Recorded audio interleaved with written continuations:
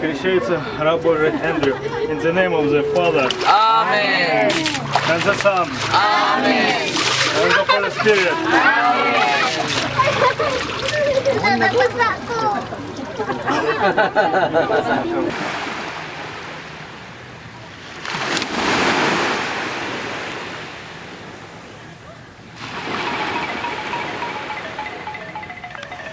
Насекомые, наверное, самые страшные были такие огромные тараканы. В одном из приходов они живут прямо на кухне. Они длиной 4-5 сантиметров где-то, и они просто ходят. И вот сначала мы с Настей очень пугались, а после этого вот как-то принимали их как должное. Вот они, да, с нами тут живут.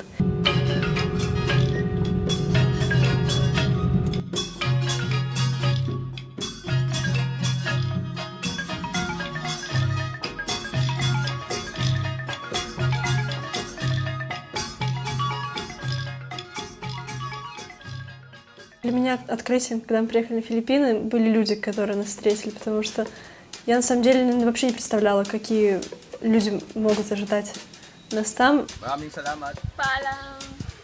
оказалось, что это очень добрые, очень гостеприимные, очень радующиеся всему люди, которые имеют очень искреннюю веру православную, которые очень хотят узнавать про Христа, которые хотят ходить в храм, которые хотят узнавать о богослужениях, которые хотят, чтобы эти богослужения происходили, которые горюют, что у них нет священника пока постоянного, что нет служб постоянных.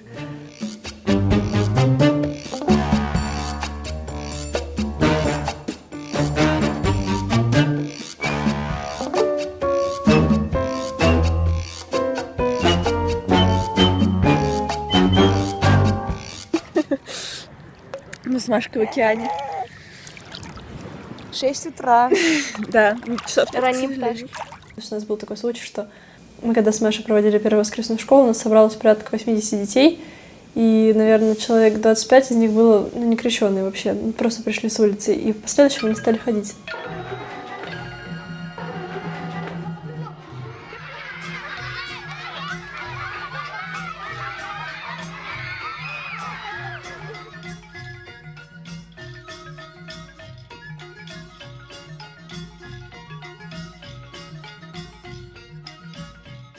Они очень музыкальные, они очень быстро воспринимают новые мелодии, они их очень быстро запоминают и очень хорошо повторяют.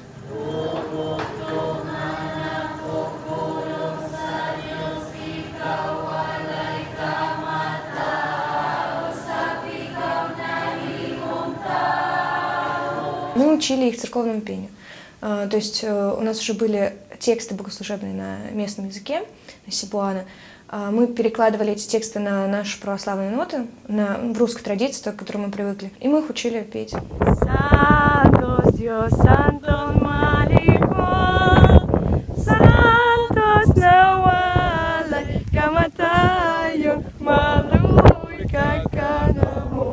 Мы жили на приходах. Это было очень интересно, потому что мы жили постоянно в местной среде. Мы на этом острове, он абсолютно не туристический, остров Минданао, на нем почти не бывает, в принципе, европейцев, или американцев, не бывает, скажем, белых людей, тем более белых девушек. Но мы все время находились в компании с филиппинцами, в местной среде, ели с ними одну еду, жили в одинаковых условиях. Это очень интересный был опыт такой жизни. По поводу условий, мы жили, например, на одном приходе, мы жили в храме прямо. В другом месте мы жили в таком настоящем бунгало с пальмовых веток, с бамбуковым полом. Он был такой неустойчивый. И я спала и чувствовала себя как ребенок в люльке, потому что люди ходили вокруг, и пол так шатался. Они счастливы больше в том, что у них нету вот этого огромного давления социальных сетей, как у нас в России. У них нету вот этой вот интернет-паутины, которая затягивает. Они больше времени проводят на улице, между собой играют, ходят друг к другу в гости.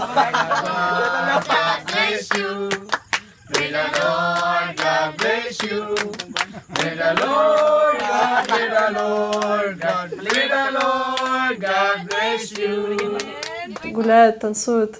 У нас в России такого сейчас редко где встретишь, потому что в основном, приходи в гости, посидим ВКонтакте. Густо ко макаон кан он, кадью гутом на ко. Я сказала, Я хочу есть, потому что я голодна. Аминь. Они никогда не пропустят прием пищи. Ничто не... Вот война войной, обед по расписанию.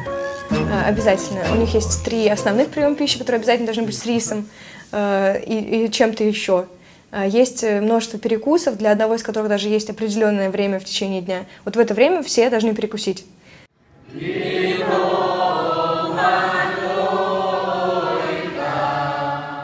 Поститься ему очень тяжело. Особенно им тяжело дается евхаристический пост. Потому что это тот пост, который человек должен держать перед причастием. Если служба совершается в обычное время, то это значит, что человек должен не вкушать никакую пищу и ничего не пить с полуночи. Соответственно, все службы там начинаются очень рано, но для них это все равно непривычно, потому что у них по их расписанию в 5 часов утра первый завтрак. Это кофе с булками, которые нужно обязательно выпить и съесть, чтобы были силы приготовить основной завтрак.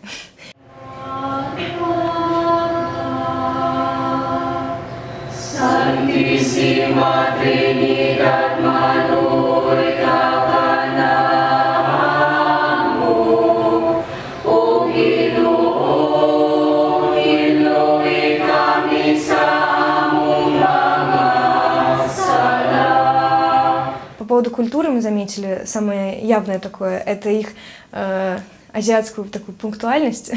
Это значит, если вы говорите человеку, что занятие начинается в 6, значит, он придет в 7. И для него это очевидно. Это может быть не очевидно для вас, для него это абсолютно очевидно. К этому нужно было привыкнуть. Мы сначала себя вели так педантично очень, а потом поняли, что так действительно проще жить, просто потому что лучше влиться в их ритм, потому что всех вокруг изменить невозможно. Это лучше просто жить так же, как они. Они очень ценят, что к ним правильно такое внимание, потому что, в частности, из-за того, что члены вот этой церкви Глипайской, ICCM, они обращались в разные православные церкви, в Антиохийскую, в Константинопольскую, и им не был дан никакой ответ абсолютно. Они обращались, когда приняли решение переходить в православие. И только вот священник Русской православной церкви, отец Кирилл Шкарбль, который служит на Тайване, он приехал сразу практически. И таким образом началось оглашение, потом крещение уже местных приходов. Они эту заботу чувствуют и ценят очень. Самым неожиданным было увидеть их веру. Мы когда приезжали, мы думали, что поскольку они совсем недавно крещеные, они недавно только начали свой путь к православию, они еще плохо знают о духовной жизни что-то, потому что в католицизме не такая сильная традиция именно духовной жизни. Мы увидели пример такой веры сильной. Удивительно было, что Господь приоткрывает как будто душу другого человека, потому что Он не знал, что мы увидим, но мы увидели как-то с Анастасией, что как он выходит в помещение за алтарем, в котором стоят иконы, это, получается, такая маленькая келья. Вот.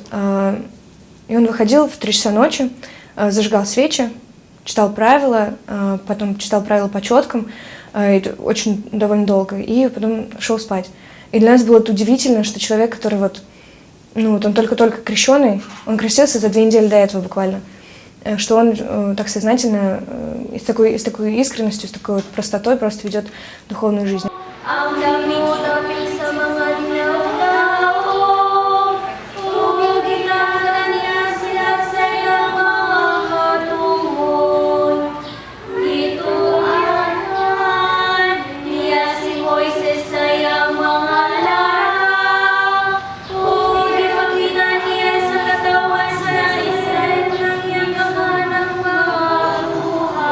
Когда я узнаю, что мои какие-то знакомые, в том числе православные, они оказываются как-то против миссии, или так пассивно против. Они высказывают как-то свое такое скептическое мнение по поводу зарубежной миссии, например.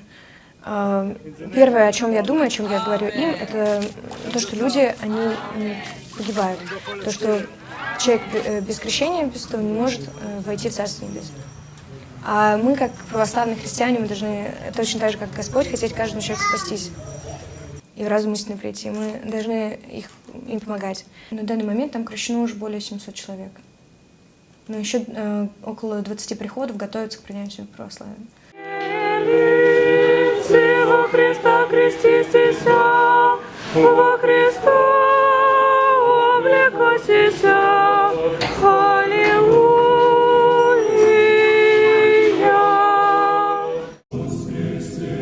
kaharian walay katapusan.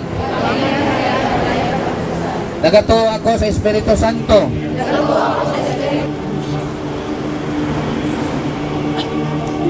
In the name of the Father, and the Son, and the Holy Spirit, for the healing of soul and body.